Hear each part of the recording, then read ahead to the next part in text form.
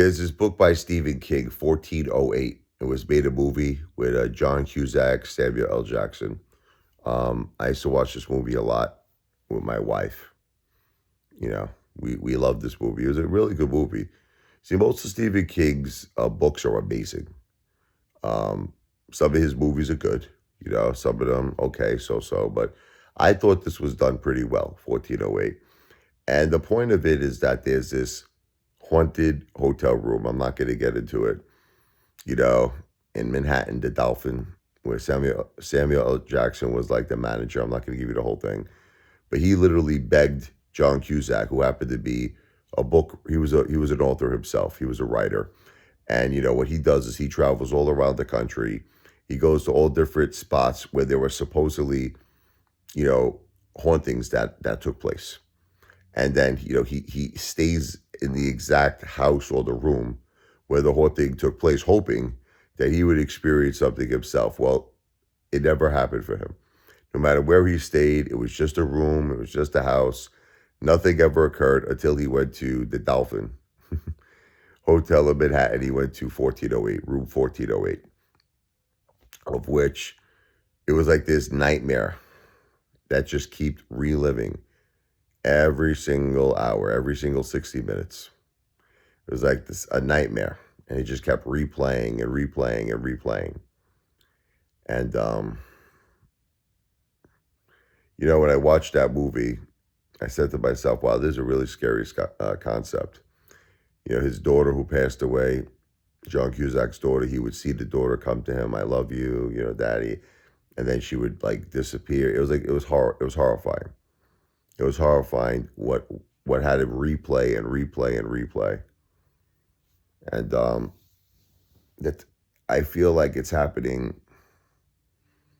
in my life a little bit. Actually, a lot, not a little bit. It's like every single day the sun comes out in the morning. I wake up to no wife and to no mom. And you're talking about, as long as I can remember,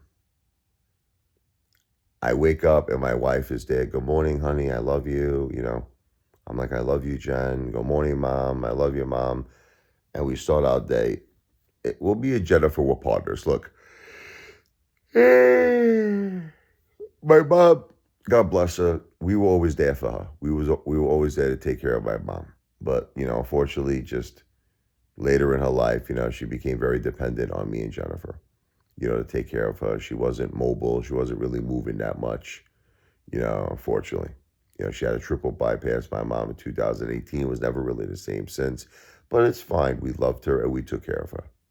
We took care of her. She needed us. We were there for her. Me and Jen, we were partners in life. And the love and the emotion that my wife gave to me was really the most important thing. Just was always there for me. Just always there. My best friend, my lover, my companion, my partner.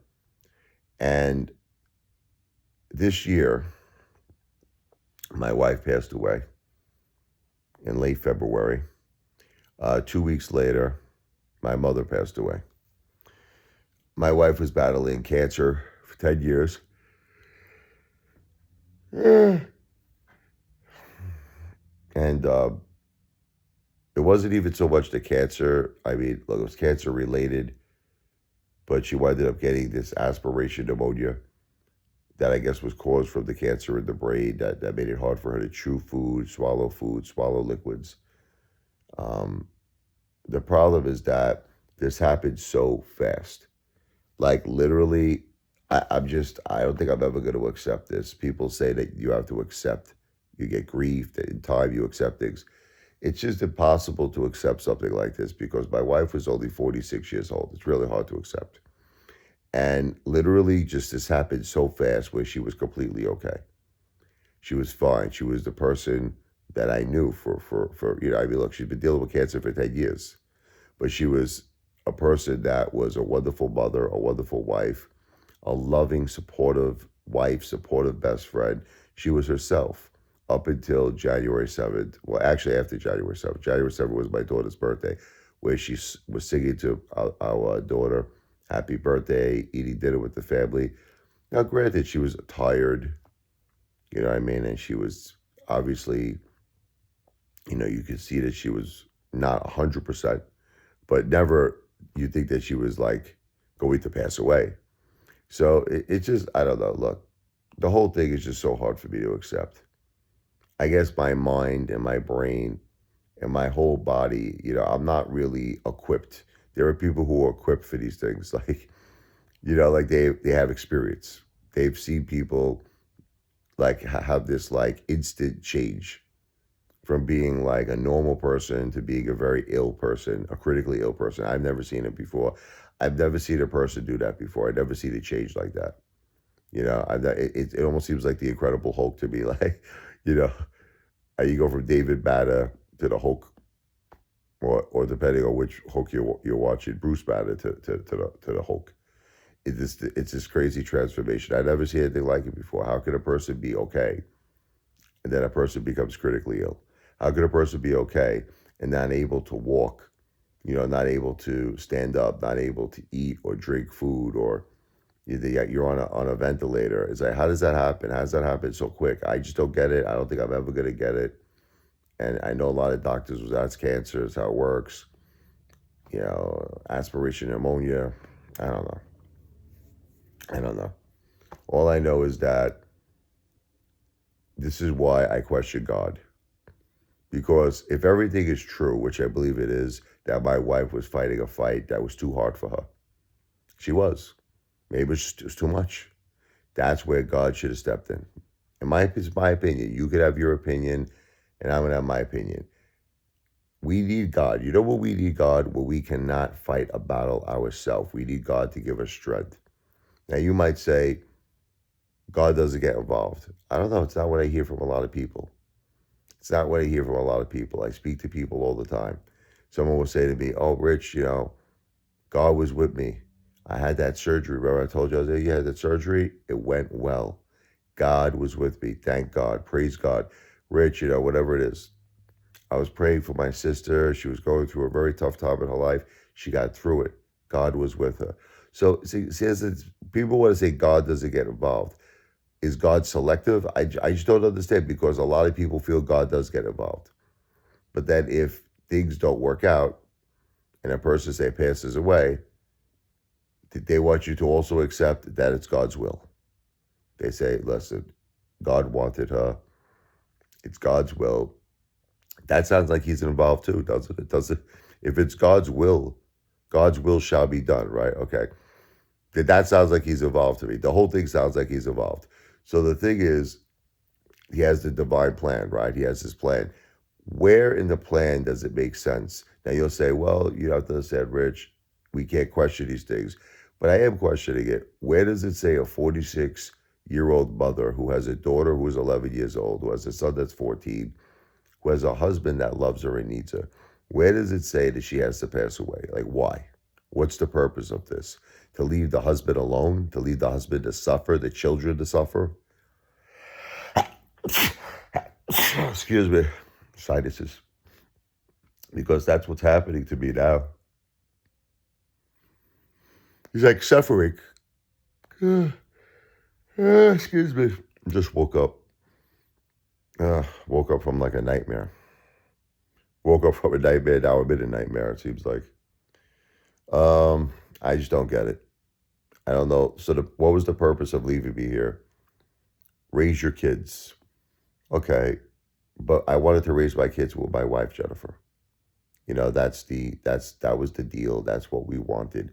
We were a family. Same thing with my mom, but again, I say this once, I'll say it a couple of times.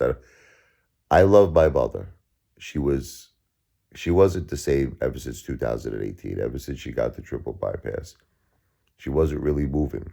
She was kind of stuck to her recliner, fully dependent on me and even Jennifer. Just get me a drink, get this, get that. My heart goes out to my mom. She wasn't moving. I told her, I said, Ma, you got to get up. You got to move. You can get a blood clot. It's exactly what happened with my poor mother. She developed a pulmonary embolism. But it was like years of just not being mobile. Breaks my heart. Breaks my heart. I guess that's a normal transition in life. You lose your parents at some point. Listen, she was blessed. I was blessed to have my beautiful mother in my life because she raised me wonderfully. I knew her all my life, 47 years, and I am very heartbroken over my mom. What do you think? I love my mother. She's my best friend. I love her. It's not what I wanted. I wanted her to be around as long as my grandma Anna, her mother, which was like until 97. I wanted my mom around for a long time. Another 20 years I wanted her around. Unfortunately, it didn't happen. But she at least saw me grow up. She saw the grandkids grow up. She's 75. But Jennifer's 46. It's like, in other words, at least I could say the good about my mom. I could just say, she saw me grow up. She saw the grandkids grow up. That gives me a form of peace in my heart. With my wife, Jennifer, I don't have any peace. She was 46. I don't know. I just wish God would have had mercy. That's all. I wish he would have had mercy and he would have left Jennifer. Jennifer would have gave me the strength because I'm hurting over my mom. I'm hurting over the loss of my mom. She would have gave me the strength. She would have said, Rich, we're a family. We're together. I need you. The children need you. Your mother will always love you. Your mother will always be with us, Rich.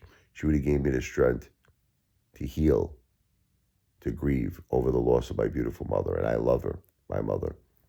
But not having Jennifer and not having my mom, it's just too much. Excuse me. It's too much. It's too much. Then it's like I lost my entire household income because we set up a life, me and Jennifer and my mother. We set up a life for each other. Because my wife had cancer for 10 years, my mom was ill. We set up a life where we could survive and be a family. And I was Jennifer's caretaker. I took care of my mom too. We lost an income now when they passed away of $7,000 a month. That was our entire plan. That was our entire household income. Look, if anybody would like to help us out, just read the description of this video. It's completely up to you. If you have a good heart, God bless you. Just read the description of this video. But the bottom line is that just taking care now of the kids is something I'm going to do because I have to. It's something I do every day for them. I make sure that their lives are as normal as possible. They go to school, they come home, they do their homework, they hang out with their friends, they have fun.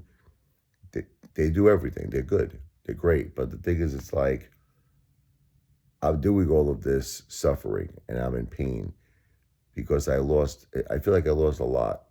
Don't you think? My wife, my mom. I mean, who cares about money? I don't really care about it.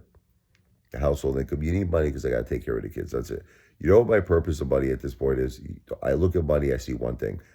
As a vehicle to take care of my kids. That's it.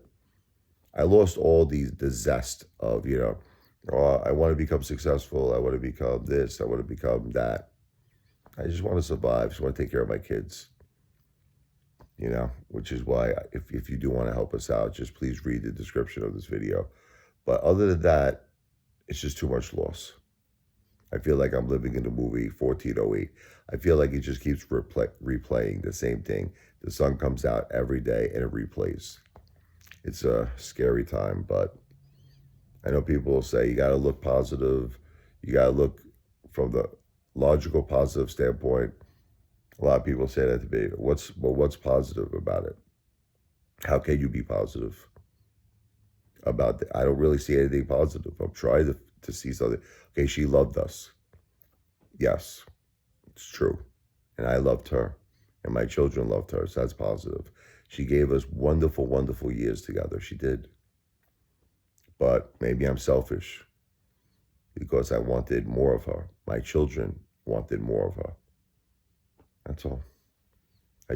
I prayed every day that God would see her through this because it was too much of a battle for her. It's too much. Believe me, my wife is a warrior, but she was fighting an unfair battle. Cancer, aspiration, pneumonia. She needed God's help. I don't know. Unfortunately, God said, it's your time, I guess, now. I don't know. I know she saw her beautiful mother, Linda, who passed away in 2017. My wife said that she was there with her. I mean, that's a beautiful thing. Yeah, that's another thing that's positive. People say, well, she's in paradise with her mom. She said she had a ventilator. She couldn't talk, but she was nodding her head. I was like, do you see a mom? Is she an angel? Is she here? Is this a dream? This is real. So look, I believe that my wife is in paradise.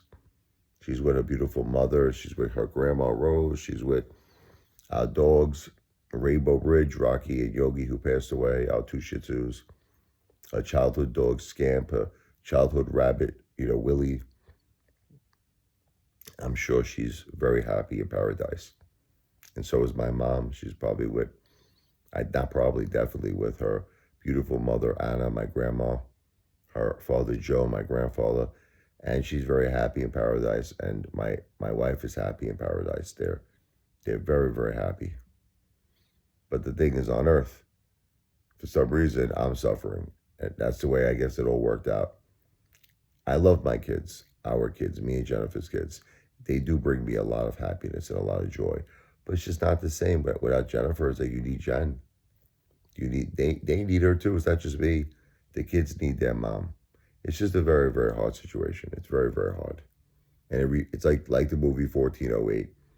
I feel like it just keeps replaying every day. Just you'll get through the day, then the sun comes out, and then it starts again. You get through that day, go to sleep, then the sun comes out the next day, and it replays. Very, very, very tough.